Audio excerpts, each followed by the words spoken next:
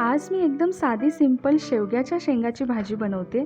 जास्त मसाल्यांचा वापर नाही, पण इतकी चविष्ट होते ही भाजी. तुम्ही नक्की करून बघा.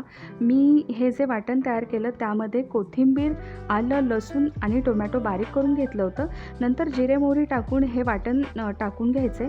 घरगुती मसाले टाकलेत. त्यामध्ये मी थोडासा गरम मसाला, घरचा मसाला, हळद आणि लाल तिखट टाकलं थोडंसं. हे परतून घ्यायचं आहे छान आपल्याला. तेल सुटेपर्यंत परतून घ्यायचं आहे. नंतर यामध्ये मी शेंगा टाकते शेवग्याच्या. हे पण परतून घेऊन यामध्ये शेंगाचं कूट टाकायचं आहे आता. पुन्हा परतून घेतलं आहे आणि चवीनुसार मीठ टाकून याला एक 2 ते 3 मिनटासाठी वाफ द्यायला ठेवायचं. आणि मी एकीकडे गरम पाणी करायला ठेवलं होतं. आता आपण यामध्ये गरम पाणी टाकून घेऊयात आणि ही 15 ते 20 मिनटामध्ये भाजी शिजवून घेऊयात. पहा, झाली आपली भाजी तयार आणि तुम्ही पण करून बघा. माझे व्हिडिओ आवडत असतील तर व्हिडिओला लाईक, कमेंट, शेअर करा आणि जाता जाता सबस्क्राईब करायला विसरू नका.